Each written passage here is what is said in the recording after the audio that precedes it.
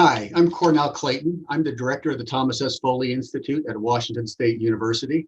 And on behalf of the Institute, I want to welcome you out to this, our second of our series of lectures on the 2020 election.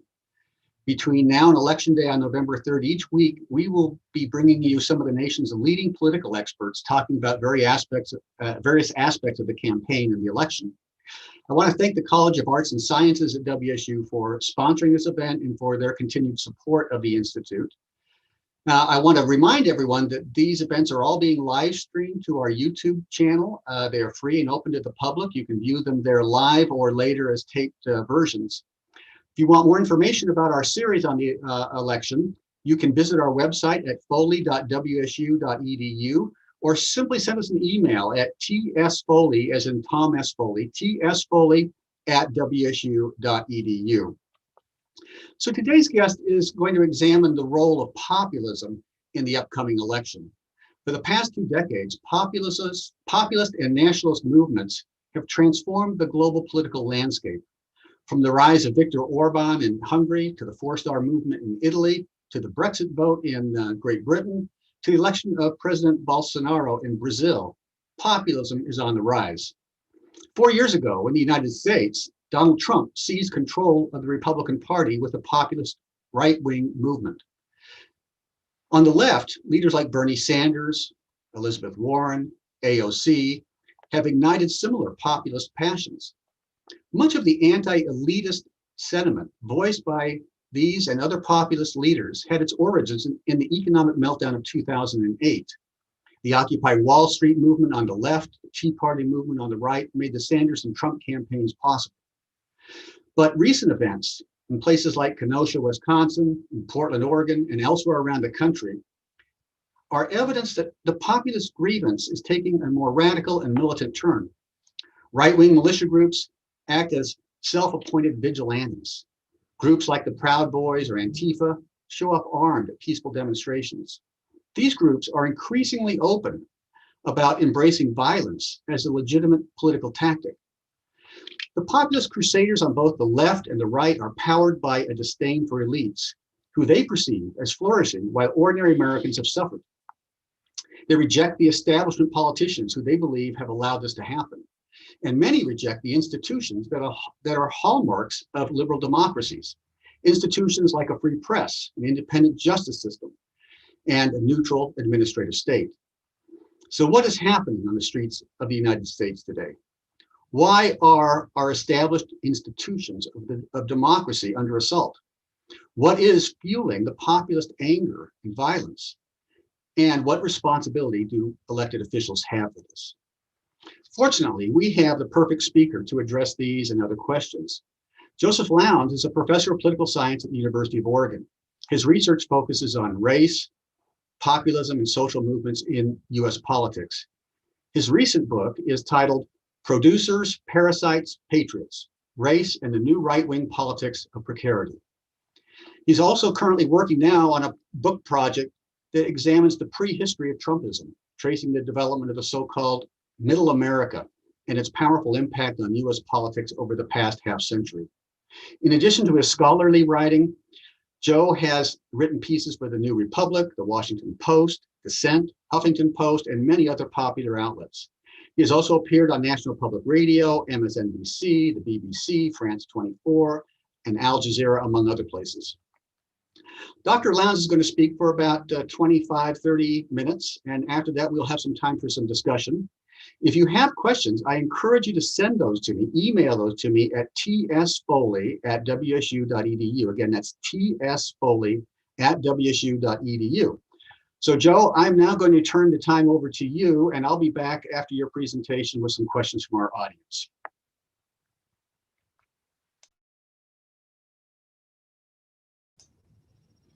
Joe, you have to unmute your mic. Okay, I'm unmuted. I'm unmuted, and my dogs behind me are also unmuted. Just fair warning.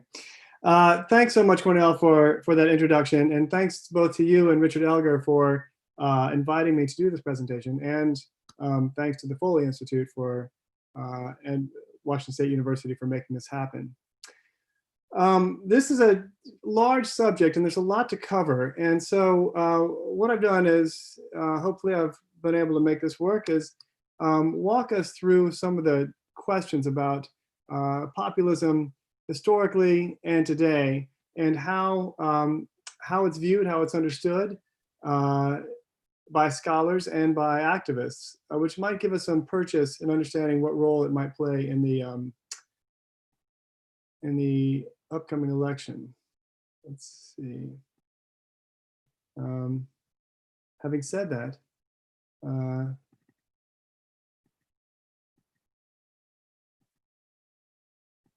sorry for this. I'm new to this. I thought I had this down. And yet I don't seem to.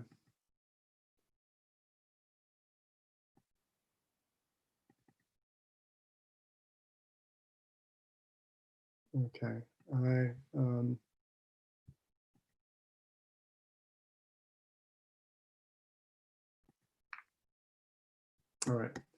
I'm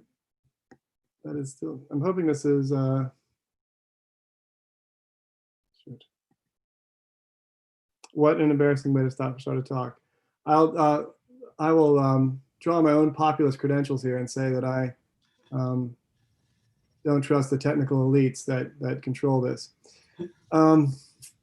Joe, if you go back to the other view and go down to the bottom, the full screen, I think that should work for you. Okay.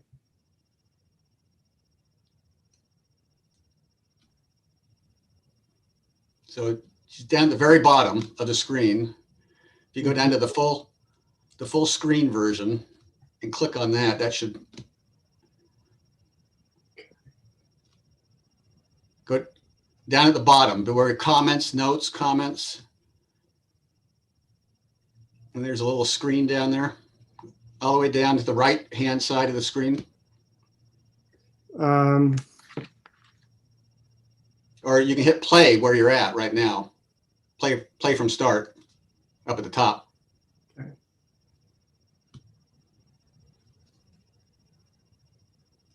Is this viewable now?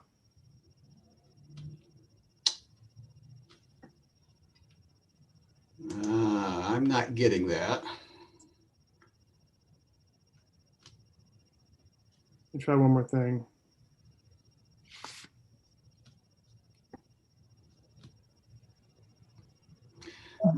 This is what happens when academics try to be technologically advanced, huh? I know, it's so sad and pathetic here.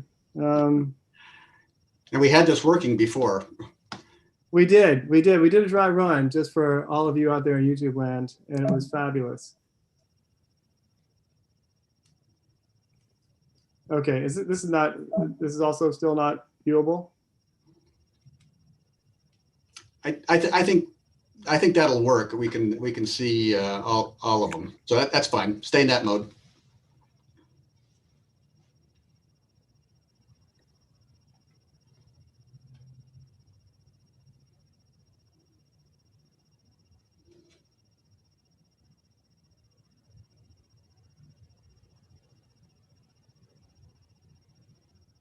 There you go. Perfect. Great. All right. Okay. Sorry about that, everyone. So let's begin with the question of what is populism. The term itself is used continually by journalists, by pundits, by scholars, with often no real understanding of what it is, or used kind of as a catch-all term. So that's not necessarily anybody's fault. It's kind of an odd political term in that its meanings really vary widely, even under the best circumstances. And in fact, there's no agreement among scholars over what populism is, or even what it was. To some scholars, it's best understood as a political orientation. For others, a kind of rhetorical address. And yet for others, a kind of political performance. Political scientists Kasmuda and Cristobal Kultwasser, for instance, describe it as a thin-centered ideology, that there's some clear ideological content to the term, but it's not a densely populated ideology like Marxism would be, for instance. Michael Kazin, the American historian, refers to it as a flexible mode of persuasion, kind of a rhetorical address, an appeal, a way of talking, a way of drawing people in, a way of producing political identifications. Ben Moffitt, who's a comparativist political scientist, talks about the performative aspects of populism and refers to it as a political style as much as anything else, and something that, in that sense, describes a mode of campaigning or a mode of governing of politicians around certain kind of performance. The term itself was first used by reporters in the late 19th century to describe the broad coalition of farmers and workers who came together in a variety of political and economic formations that culminated in what was called the People's Party. Populism denoted its claim to speak and act in the name of the common people against powerful banking, steel, plantation, and railroad interests, as well as corrupt government officials in both major parties. Populism in the United States today retains the features and contradictions of that late 19th century movement, which gave the term its name. And it has been the subject of continual historical argument, a debate that also concerns the nature of populism in our contemporary era. So in other words, partly depending on how scholars have viewed populism in the past, there is a lot to say about how we think about it today. So understanding the nature of those debates helps us get a little bit of sense of how the term is deployed and for whom it's being used. In the mid-1950s, at the height of McCarthyism and the Cold War, historian Richard Hofstadter depicted the movement as a provincial, moralistic form of agrarianism that was marked by xenophobia and a hatred of cities and of cosmopolitanism more generally. He saw it as something that was in some ways laced with anti-Semitism, anti-immigrant sentiment, anti-Black racism, and given strongly to conspiracy theorizing about the manipulations of shadowy elites.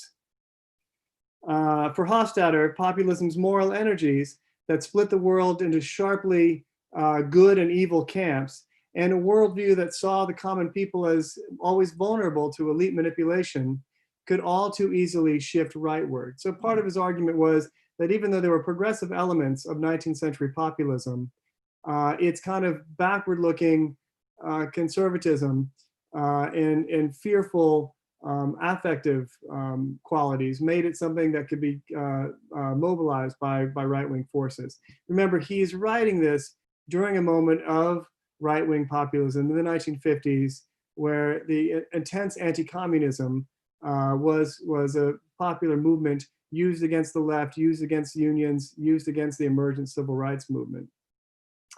A decade later, an historian named Lawrence Goodwin described populism as a revolt that had created a culture of participatory democracy in its economic challenge to concentrated capital.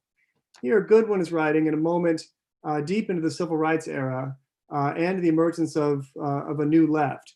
And for him, populism and its history kind of reflected what he was experiencing in those movements in the 1960s.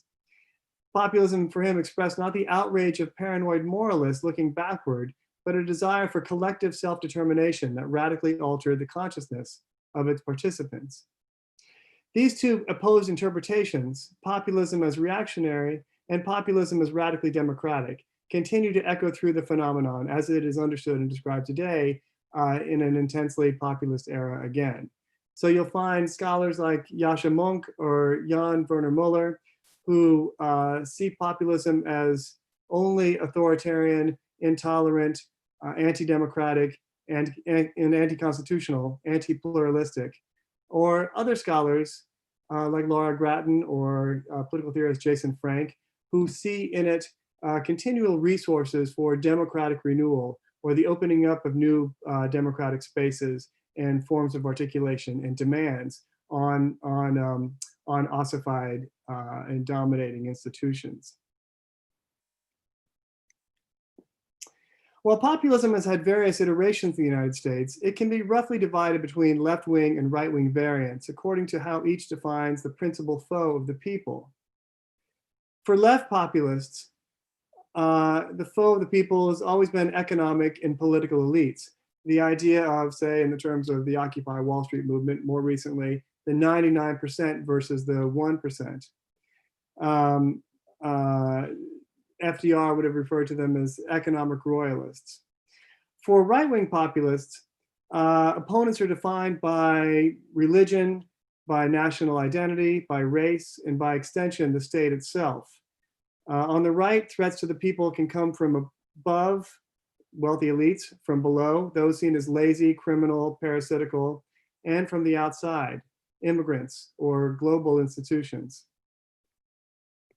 The left variant is more properly associated with the 19th century People's Party. Populist politics in the southern region of the United States in the early 20th century, and elements of FDR's New Deal and Louisiana Governor Huey Long's redistributive schemes in the 1930s, the cooperative and community organizing projects of the 1960s and 70s, Jesse Jackson's presidential campaign vision linking urban workers, the unemployed, and the rural poor in the 1980s, and more recently, the Occupy Wall Street movement, and as Cornell mentioned, Bernie Sanders or AOC's political campaigns from 2016 to the present. One thing we see here, I just want to mark for both left and right populisms, is they can be insurgent movements from the outside, emerging through social movements, or they can be reflected in political campaigns. So populism always orients itself as insurgent, as a movement against elites and against the establishment, but it can often take place through formal institutions of parties as well as from the outside. But populism has been much more dominant on the right in the United States since the mid-20th century. In the midst of the social conflicts of the 1960s, arch segregationist Alabama Governor George Wallace ran for president on a third-party ticket. Although Wallace was a former New Deal Democrat who emerged from a tradition of left-leaning Southern populism, he forged a racist and anti-statist politics that attacked, quote, pointy-headed bureaucrats and other social meddlers in rants against school integration, welfare, crime, and civil rights protests.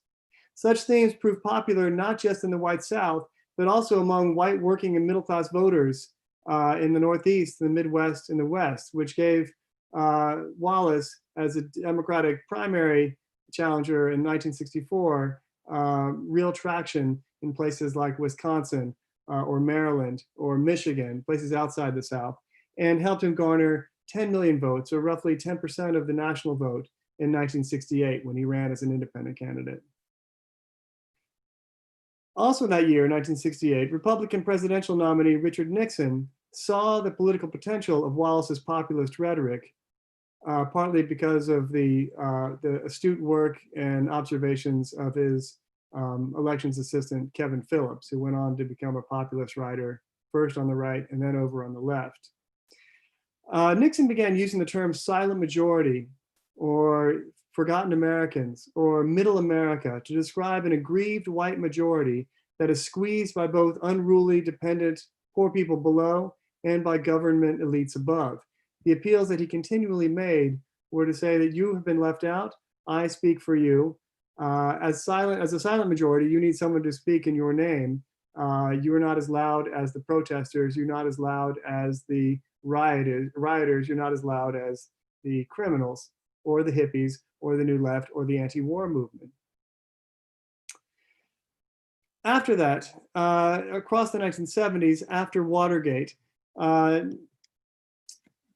Republican activists and right-wing activists who were disillusioned both with Watergate and with kind of the centrist drift of the Republican Party toward the mid-1970s, helped draft and nominate and elect a far-right figure who had been California's Governor Ronald Reagan in 1980. Reagan ran against liberalism and really against government himself. One of his taglines on the campaign trail in 1980 was to say the 11 most dangerous words in the English language are, I'm from the government and I'm here to help. So he was able to continually speak in the language of the common people, everyday people, later what he called a form of common sense against technocrats, against liberal elites, and against bureaucrats in a tradition that had already been established by both Wallace and Nixon. Indeed, it was a number of people from Wallace's campaigns in the 1960s who worked to draft Reagan in the 1970s for the 1980 Republican nomination. But populism didn't fit comfortably just within the Republican Party. One of the things about populism as kind of an outsider force, it requires continual kind of refueling from places outside of governmental power. Once Reagan had been in power for 8 years and conservatism had become well established in conservative institutions, fundraising, lobbies, and other kinds of right-wing groups had become comfortably ensconced inside the Beltway, there was a sense by certain populist right-wingers that Republicans couldn't be trusted with George H.W. Bush in 1988, who was seen as more of a privileged elite committed to the central role of the United States in building a cosmopolitan new world order with the fall of the Soviet Union and the end of the Cold War. Thus, in 1992, former Nixon speechwriter and columnist Pat Buchanan, nicknamed Pitchfork Pat, ran a campaign that rallied against the idea of the US as an empire. He attacked big banks and big business. He courted labor through protectionism and opposition to immigration, and excoriated feminism, gays and lesbians, and multiculturalism. Buchanan's campaign to spark a populist insurrection couldn't be achieved, but he gave an infamous keynote address at the 1992 Republican Convention, calling for a culture war for the soul of America. But perhaps most consequential, Buchanan augmented anti-Black populism with anti-immigrant populism, helping to make nativism a powerful force in decades to come. So you see here the beginnings of an anti-immigrant politics, partly that Buchanan drew from David Duke and from white supremacist campaigns in the late 70s to say that the new kind of racial threat to the American middle doesn't come from the dependent Black poor, but from immigrants coming in from the outside, particularly Latin American immigrants. Buchanan runs in 92 and 96 unsuccessfully, and then in 2000 for the Reform Party candidacy, another third party, partly populist formation, where he also ran against Donald Trump in Trump's first foray into national politics. But this kind of went dormant until the Great Recession of 2008, when a new populist formation emerged on the right. The Tea Party movement was brought into being by anti-government rage through protests against anti-recessionary spending, most of which was organized by Freedom Works and Americans for Prosperity, corporate-funded organizations, and given ample coverage on conservative cable television network, Fox News. The Tea Party movement also, as it went on, began picking up and articulating stronger anti-immigrant messages and kind of an anti-Black message through its kind of racial demonization of then President Barack Obama. All of this comes at a time when the United States is becoming more unequal than at any time it had been since the Gilded Age in the late 19th century, since the last time when a major populist movement was around on American soil. So in some sense, in the era of a kind of a new Gilded Age, we see the beginnings of populist movements, both on the left and the right, but really kind of a moment when American institutions seem unresponsive and people are looking for other forms of political articulation. Tea Party movement, through its infamous birther conspiracy, launched the political career of Donald Trump, who announced his entrance into the 2016 presidential race with a speech redolent with both the political themes and affective qualities of right-wing populism. The threats to the American people, as he described them, came from above, below, and outside. He portrayed Mexican immigrants as drug smugglers and rapists, lamented the loss of US manufacturing jobs to foreign countries, accused politicians of weakness and corruption, and presented himself as the truly great leader that the country needed to correct all the ills that he had inventoried. Trump, across the campaign season, has kind of a reciprocal relationship with rally goers, people who show up. He tries out different themes, different ideas, different slogans, and picks up on the ones that are resonating with people and that people are demanding from him. Drain the swamp and build the wall become the two largest ones, these chants that are said over and over in his 2016 campaign race.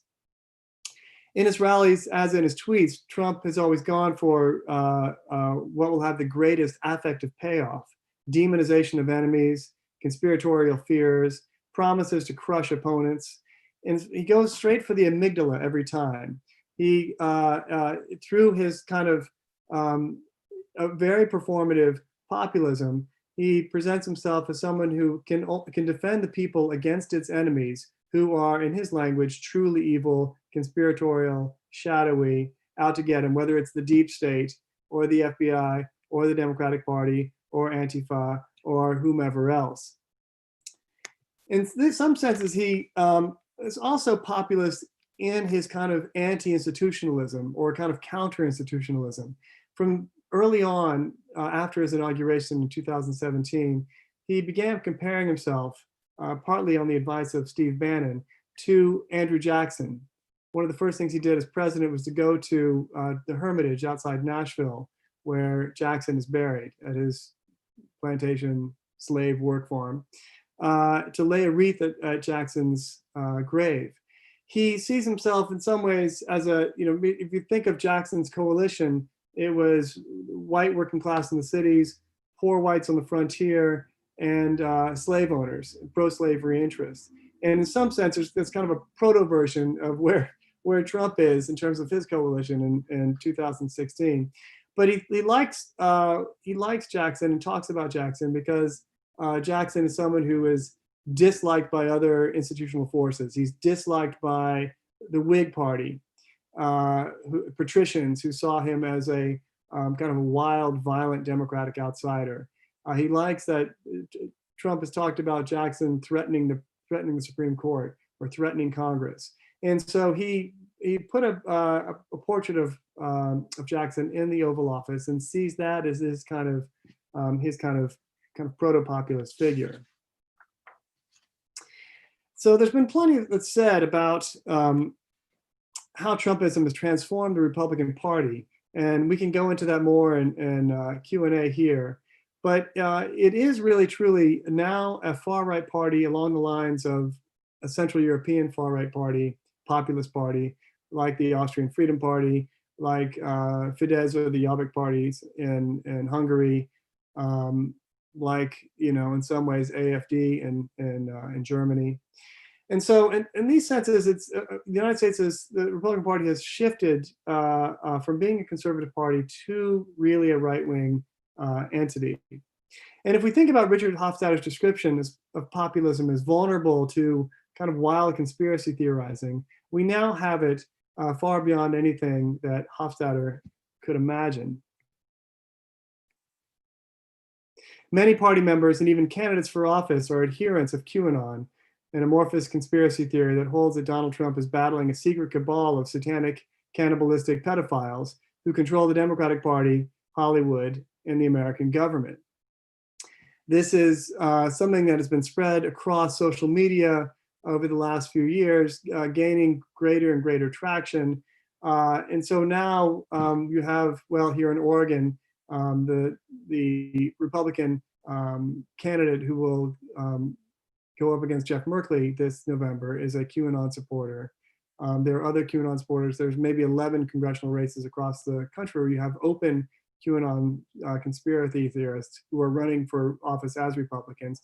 And you have Trump not only not denouncing QAnon, but kind of egging it on, drawing from them. There's almost kind of a reciprocal relationship there where he draws on their conspiracy theories and then retweets them or says them out loud. For instance, his interview the other day where he talked about Antifa on wearing black on jetting around the country on planes to cause riots. And this kind of back and forth really puts the party in this kind of unhinged place. And you can see it, it's not just with QAnon, but with other kinds of kind of far-right populist sympathies and antipathies. You see in Western or in Eastern Washington there, of course, the example of Matt Shea, who was close to militia elements and far-right elements there. He was a Republican state legislator from your region, as I'm sure you all know who are there. The spread of wild conspiracy theories is currently oriented against, I think, three things, important things, which are worth talking about. One is the COVID-19 protocols or guidelines around safety and health. The second is the massive wave of protests that have gone on since the police killings of George Floyd and Breonna Taylor in May. And the third is the possibility of Democratic victory at the polls in November. Each of these represents forms of far-right populism and are worth kind of taking in turn. So I'm going to spend a moment on each of these. The COVID-19 pandemic amplifies political feelings around healthcare, race, and class that have been growing on the right over the last decade. If we recall the Tea Party's origins during the Great Recession, the movement emerged and quickly grew in response to the first election of a Black president, and then that president's proposed healthcare plan, as protesters mobbed town halls across the summer of 2009, loudly declaiming against any form of socialized medical coverage. Those two animating features of the movement, anti-Black racism and opposition to the Affordable Care Act, defined a movement that in essence chose investments in whiteness over the assurance of at least some semblance of healthcare. This was followed in the 2000 election by a Republican candidate, Donald Trump, who surged among voters who had high levels of racial resentment, strong feelings of political powerlessness, and growing economic anxiety, regardless of income level. Donald Trump, who titled his campaign memoir, Crippled America, reveled in such terms as weakness and pathetic to describe the country. He poked at the vulnerability of whites like a finger in a wound while demonizing Latinos, immigrants, Muslims, Black protesters, and foreign rivals. All this set the stage for how the right would come to respond to the current pandemic.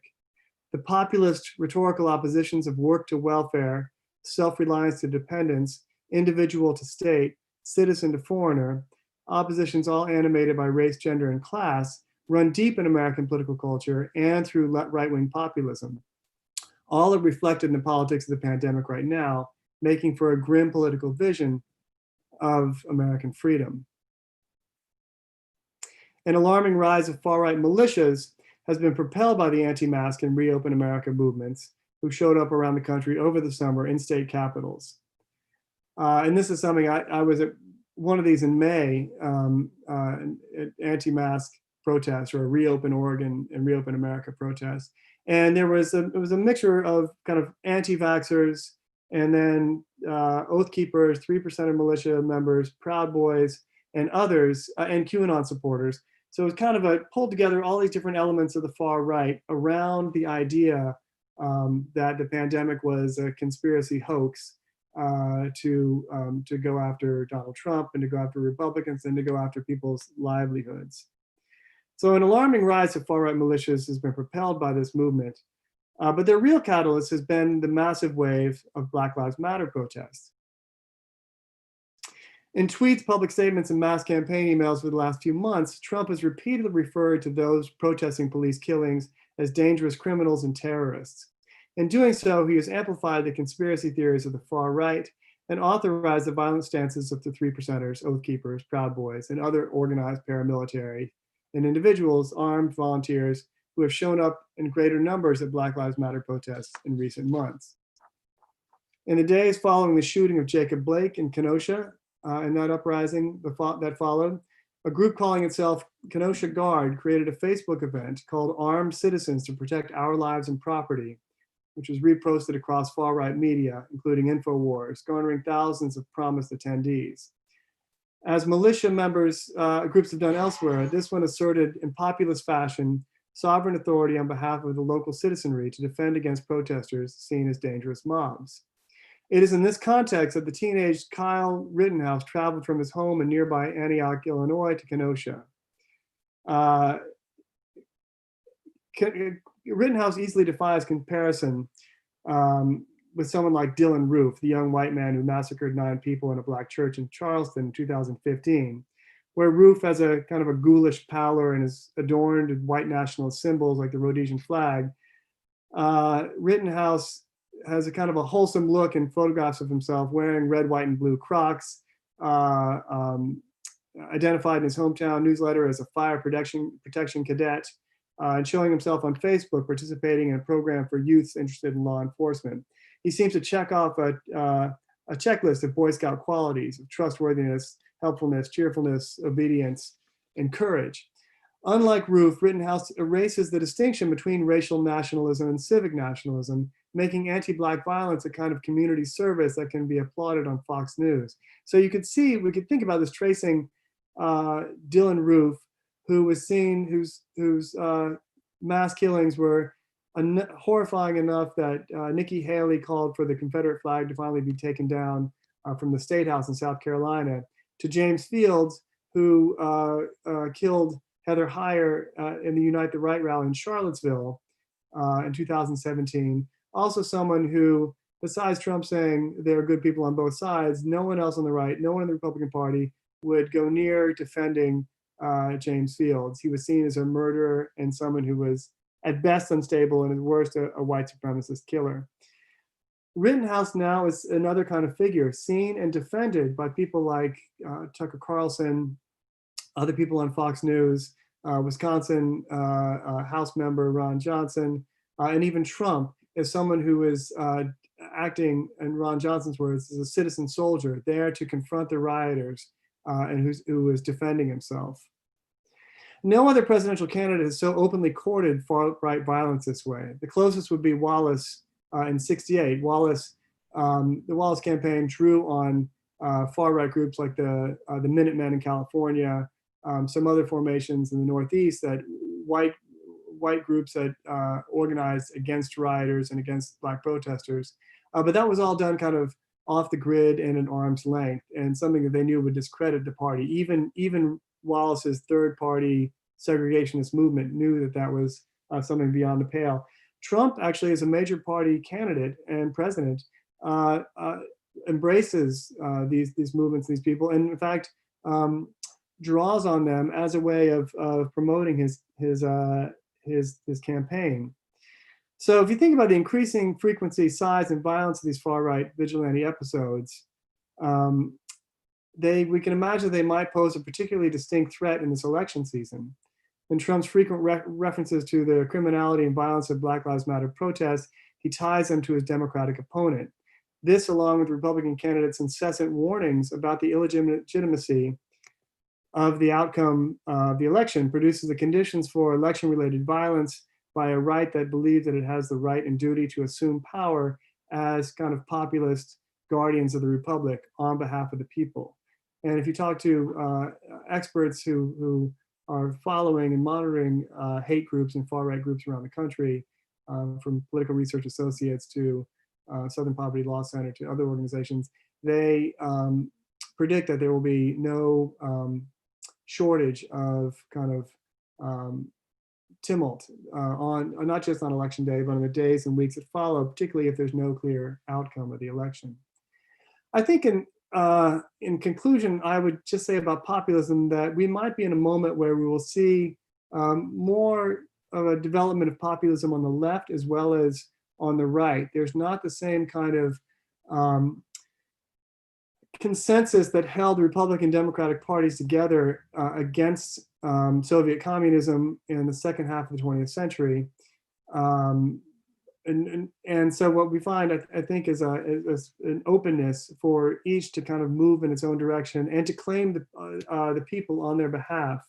I don't think that it's easy the violence of the far right and far right populism does not compare to the left wing. You don't see Antifa activists or Black Lives Matter activists carrying and using arms for the most part. We have yet to see what happened in Portland last week, but the armed militias are something that I think is a distinct phenomenon of the far right and repeats kind of earlier instances of far right militias in American history. So I'll stop there. I talked probably too long, but let me get out of the slideshow and okay. Thanks, Joe. That was that's very interesting. I have lots of questions. We have about 20 minutes or so for some discussion and questions from the audience. Let me just start off by asking you whether or not you think there's anything particularly unique about populism in the United States as compared to other countries. Well, I mean, this is its birthplace, of course. This and the Narodniki movement in Russia, and an agrarian movement also in the late 19th century. But I think that what populism depends on kind of a language and belief in popular sovereignty, not necessarily democracy, but popular sovereignty, which, as I said, I think has some roots in Jacksonian America and the idea of popular will. And so in that sense, I think that, and there's something about, I think, the US presidency, which offers itself to a certain kind of populist affect in a way. So, probably different political cultures and countries have different kind of traditions of populism that you could limb out. What it looks like in Latin America, it looks different than Northern and Central Europe. It looks different than Southern Europe. But I think that there is a certain kind of American populism that does have left and right variants, which I think is distinct to us. Okay, great. Jim Castrolang asks a question. He asks whether or not you think most populist leaders really believe their anti-elitist rhetoric, or are they using it more as a tactic to gain power? That is a great question. It's a hard question to ever answer, because it's the kind of thing, the way that I think ideology and belief work in relationship to strategy and tactics is that people often come to believe their own rhetoric that might be convenient for them, then they take it on. I think, but one person who stands out probably in contrast to that is George Wallace. Wallace starts as I said, a kind of a left-wing populist, someone who loved FDR and was a mentee of Big Jim Folsom, a kind of a left populist in Alabama who had been a big champion of biracial politics and biracial unions. Wallace starts out then as a racial liberal. He's on the board of Tuskegee, well liked as a judge among Black lawyers. And it's when he loses to a Klan-backed Robert Patterson, a Klan-backed governor candidate in 1958, that he decides that the only future for him is in kind of a racist populism. And so he takes that train as far as it'll take him. And then when it's no longer useful, he kind of moves back to, he apologizes publicly and goes back to appealing to Black Alabamians. And in fact gets, when he runs again in the late 70s, gets most of the Black support in that election. And so there's he's probably a particularly cagey and strategic player. But I think partly populist leaders are people who, so again, if you take someone like Trump, you can imagine that Trump actually has skills that were honed across 10 years of being on The Apprentice, right? They're focus grouping that each week. He's quite sensitive to what's working, what's not working, what plays and which doesn't play. And so he has an incredibly well-honed ability to appeal to his public, to his audience. And yet he probably is someone who's likely to believe his own words. Yeah. So Aziz Makani asked another question that's, I think, interesting, and that is, do you think there's a life cycle to populist movements? And when do you expect, or do you expect, that this particular populist moment might pass? I think there are eras that probably are more conducive to populism than others. And I think that we're in one now.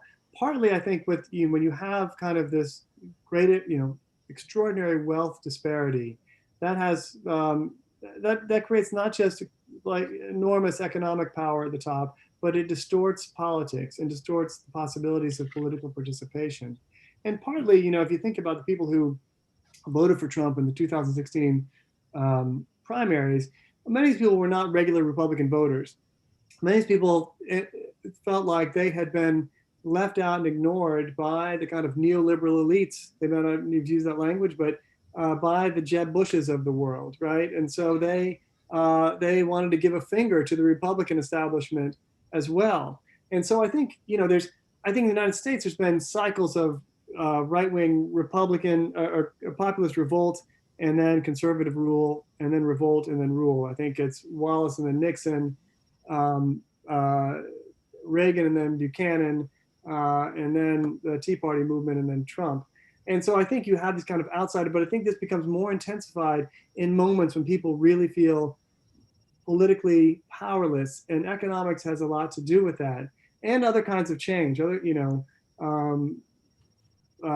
And I think when you have really distinct forms of dislocation, like the pandemic, that's likely to bring out even more of these kinds of things. So I think, I could give another set of examples on the left that look like this, but I think it's when there's a real legitimation crisis, or a real sense that institutions are broken and no longer do the work that they're meant to do, that space and void is filled by populist struggles. Yeah. So Nicole Craze asked the question. She noted that you said that when Nixon used the term silent majority, what he was really talking about was the white majority. It was a dog whistle, if you will. And she asked whether or not you think Trump is using it in the same way, or is it a broader appeal today, or is it the same sort of dog whistle style politics? I'd say it is, the term has a harder edge today, partly because if you think of the terms, the term silent majority, when Nixon used it, it was something that, or middle America, he really thought that he was talking to a demographic that was out there in the country.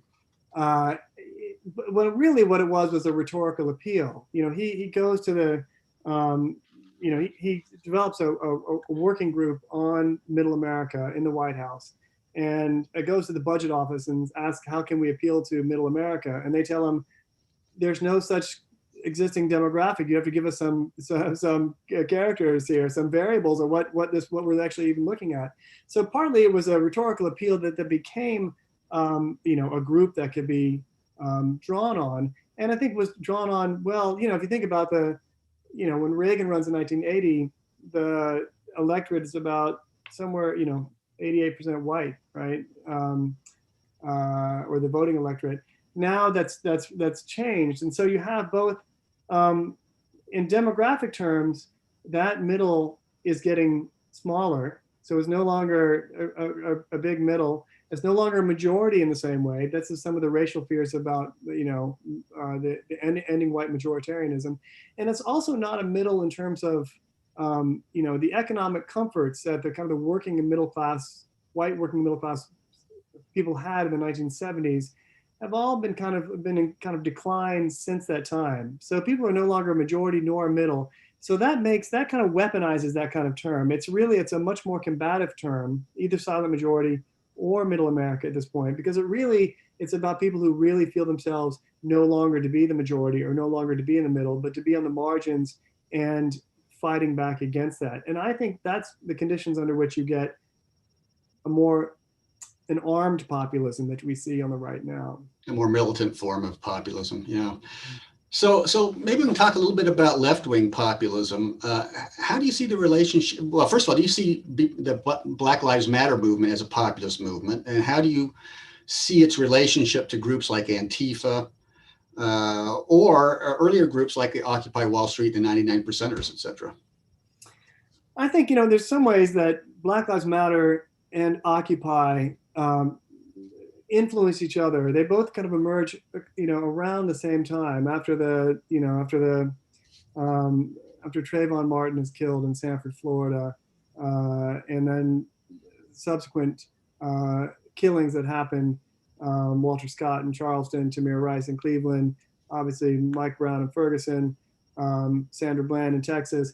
These things happen at the time, and the struggles around these things happen in and around the time that Occupy had also been happening, and you have the same kind of like horizontalist, let's say, kind of leaderless, kind of popular struggle, not deeply organized or hierarchical organized like the former labor movement or even the civil rights movement was. And so these things have a lot in common, and they come from kind of the same political moment in a way. I think that, so what you have now with Black Lives Matter is this extraordinary movement, which is Black-led but multiracial. And it was enormous in terms of its size and the way that it was sustained across a couple of months, from May into June into July, in a way that dwarfs the civil rights movement in the 1950s and 60s. You could see it as populist insofar as it was spoke on behalf of an idea of the people against the police, against political figures who were seen to be colluding with the police against the poor, against Black people. For that matter, the carceral state locks up a lot of white people, and the police shoot a lot of white people too. There's a lot of things that happen in that moment around Black Lives Matter, which actually speak to a broader, much broader populace. But I think a lot of the language of Black Lives Matter is populist. I think the Sanders campaign directly comes right out of Occupy, kind of moves from kind of the openness of Occupy and into into a political campaign, an insurgent political campaign, partly because Occupy put on the table during the Obama years the idea of economic inequality, which you were not hearing from kind of a Wall Street oriented Obama administration. But one more thing about Occupy and Black Lives Matter is that you can see the places where there was kind of broad militant revolt in the Occupy era, during the Occupy movement, was in places where you also had intense racial grievance, and particularly, say, Oakland, California, around the killing of Oscar Grant. The Occupy Oakland there was massive and called for a series of port shutdowns across, up and down the West Coast, which is a much more organized kind of popular set of events than you would have elsewhere. I know that was a long answer. You asked me what time it was, and I told you how to make it. No, it's a complicated question. So Joseph Hiller asks a question about what's an effective political tactic to combat sort of populist insurgencies, and in particular, he was interested in whether or not the Democratic parties, at least the establishment Democratic party's embrace of neoliberal economic policies is an effective strategy. Well, I think both populists on the right and left have campaigned against neoliberalism, campaigned against free trade agreements, campaigned against financialization, and that is something that actually you see what that actually unites left and right wing foreign populism. So I'm not sure that neoliberalism itself is an effective tool to undercut populism. But I'd also say the question of combating it, depending on who you are, there are many scholars who see populism as something that revives democratic institutions, something that, the 19th century populists gave us a number of kind of tools for keeping government accountable, and probably ushered in many of the hallmarks of the New Deal, which are part of normal American governance now. And so you might, from one perspective, certain forms of populism might be the democratic basis on which institutions can be revived or corrected, or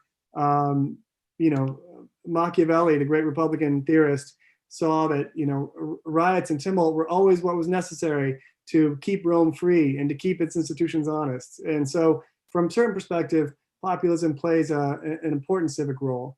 But so it depends on what kind of populism we're talking about and what kind of strategies, I guess. Yeah.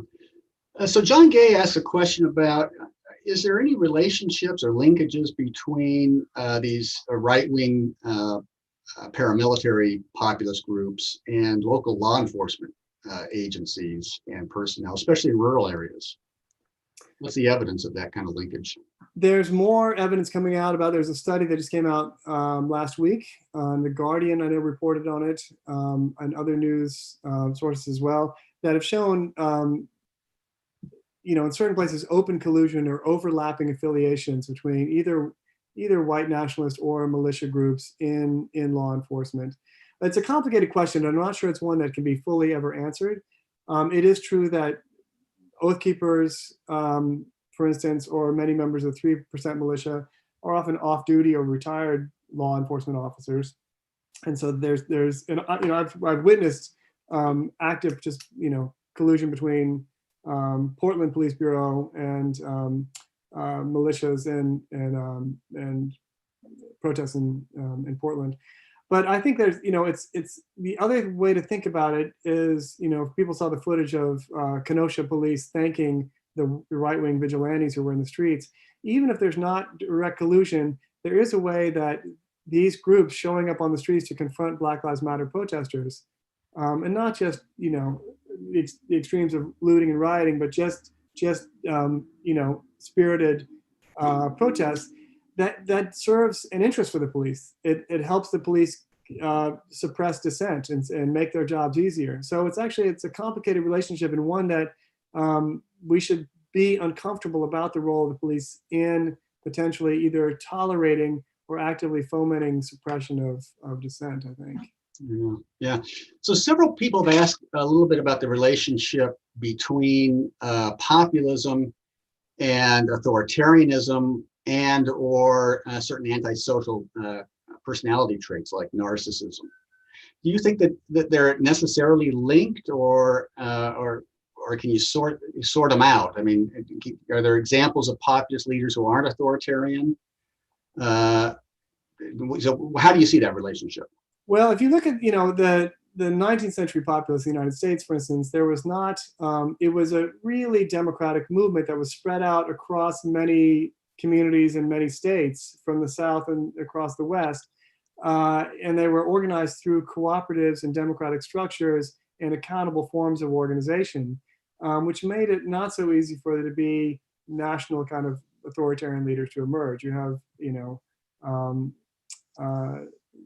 William Jennings Bryan, but he wouldn't fall into the category of an authoritarian leader. On the other hand, someone like Louisiana Governor Huey Long was a left-wing populist with real authoritarian tendencies. And so I think that, it partly depends. I think left-wing populism tends to be less authoritarian, not always. But I think it depends on, these things are dependent partly on culture, partly on institutional design and structure. About how, I think the American presidency leads to certain forms of authoritarian populism. But I think in terms of the question of narcissism, I'm not a political psychologist, so I don't know what to say about that, except for sometimes it is true that people who publicly evince certain kind of narcissistic characteristics can be quite charismatic and can draw people to them.